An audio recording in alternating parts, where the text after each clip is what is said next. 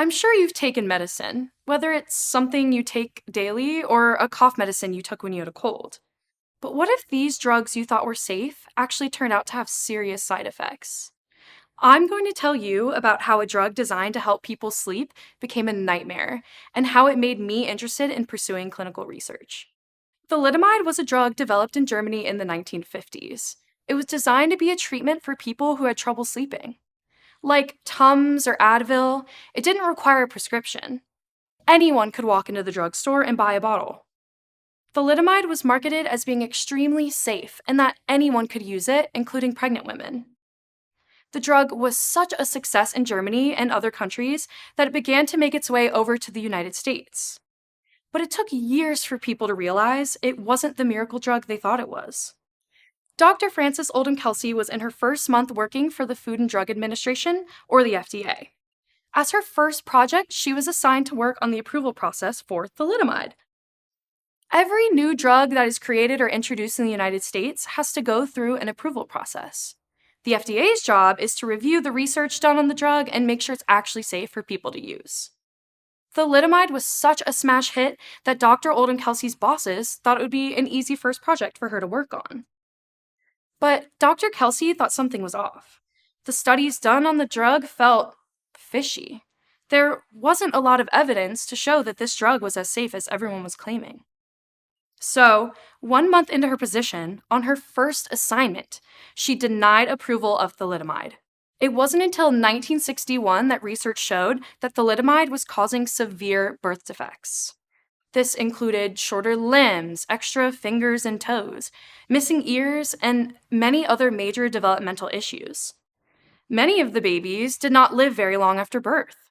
The research and safety checks done on the drug were not thorough enough, and the public paid for it. This was a huge oversight on the drug company's part. They were so eager to prioritize money over people's lives. Now, this sounds like it would be the end of the story, right? The drug is banned and everyone's happy? The drug company was shut down and charged for the harm they caused? Not quite. Years later, doctors and researchers working with the drug found it helpful in treating multiple disorders, including leprosy, types of blood cancers, eye inflammation, and more. After much more time and much more research, thalidomide was reapproved for medical use in the United States in the 90s, but with very strict controls.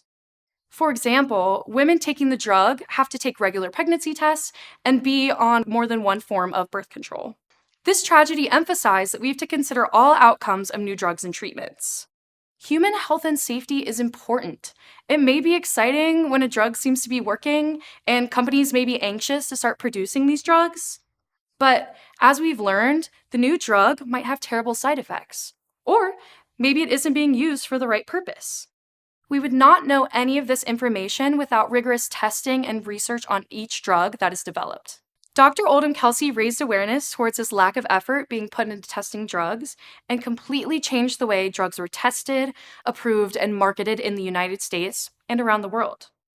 The drug company ended up paying millions out to the families of victims.